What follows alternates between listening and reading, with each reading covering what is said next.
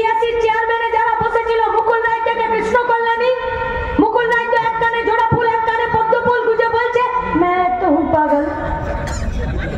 আমি জানি না তৃণমূল না বিজেপি। আর কৃষ্ণ কল্যাণী বিজেপির বিধায়ক, আর তৃণমূলের এমপি সিটের নাম বেরিয়ে গেল। লে হালুয়া। যারা দল বদল করছে তাদের চক্ষু লজ্জা পর্যন্ত চলে গেছে। এ পশ্চিমবঙ্গে রাজনৈতিক ঐতিহ্য ছিল না যে বাইরে বিজেপি আর ভিতরে তৃণমূল, পার্লামেন্টের বিধানসভার ভেতরে বিজেপি আর বাইরে তৃণমূল। জবাব नहीं देना होगा বিধানসভা স্পিকারকে। আর পার্লামেন্টে কোনো ডেপুটি স্পিকার আছে? নেই।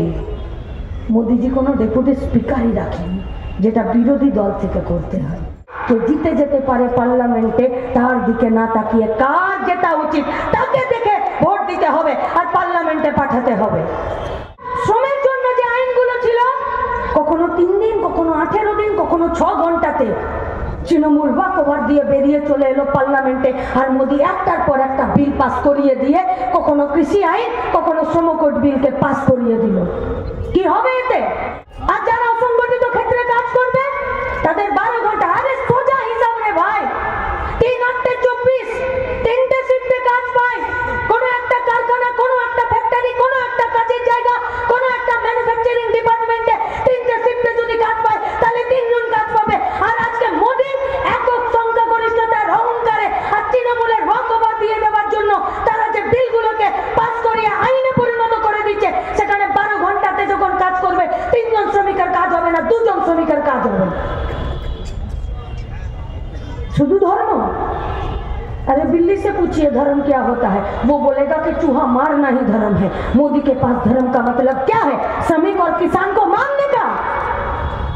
বাইরে তৃণমূল বিজেপিতে আপনারা মারামারি করছেন, আর যতগুলো বিল পাস হচ্ছিল, যতগুলো বিল সেখানে পেশ হচ্ছিল, তখন তৃণমূল নিজেরা ওয়াকওভার দিয়ে আর হুদল খুদকুদটাকে জিতে আসার জন্য এখান থেকে জিতে গেলেন পার্লামেন্টে।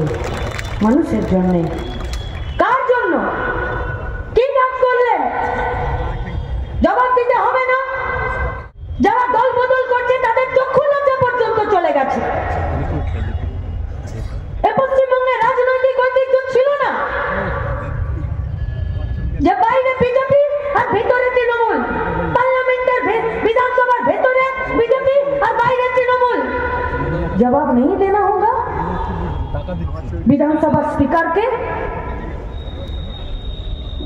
যে কোন কারণে আপনি মুকুল রায় থেকে শুরু করে কৃষ্ণ কল্যাণী, বাঁকুড়া, বিষ্ণুপুরের বিধায়কদের এখনো পর্যন্ত আপনি দলত্যাগ বিরোধী আইনে তাদের এমএলএ সিটটা ক্যান্সেল করলেন না?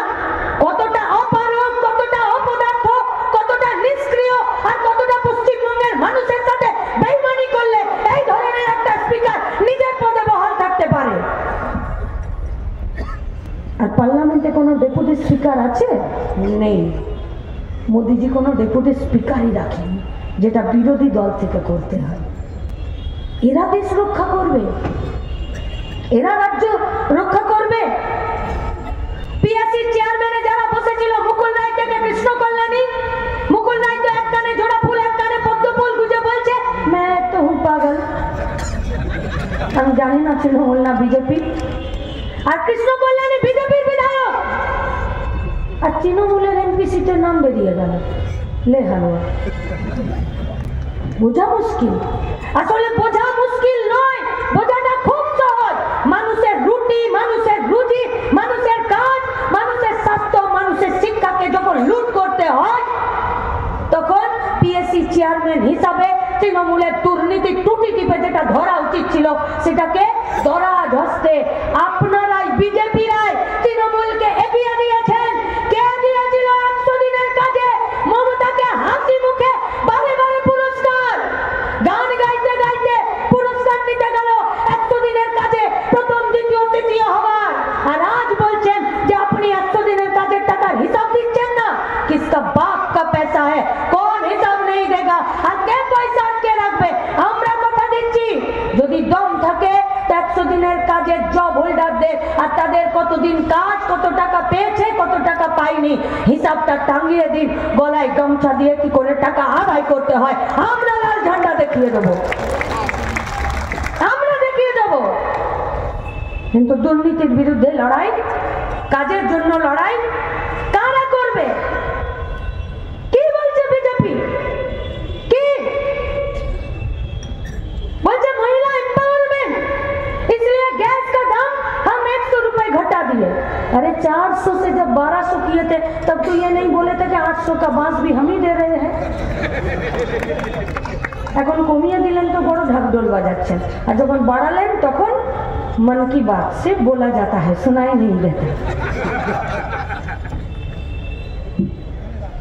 Hindu personal law, Hindu code যে আইন আছে সেই আইনে পার্লামেন্টের বুকে যখন এই আইন করতে যাওয়া হলো যে বাপের সম্পত্তিতে ছেলের সঙ্গে মেয়ের সমান অধিকার হবে, তখন সবার প্রথম যারা এর তীব্র বিরোধিতা করেছিল তার নাম বিজেপি।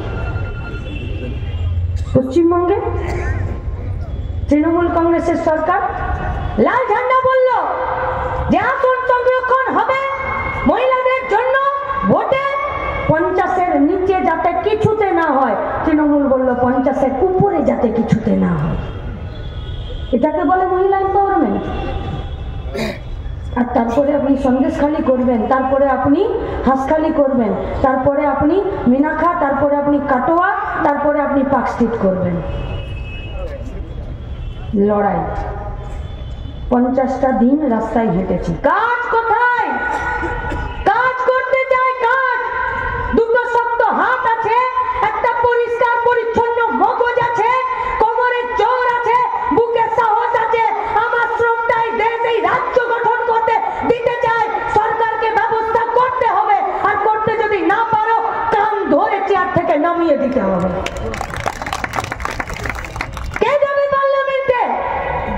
লোকসভার ভোটে কে?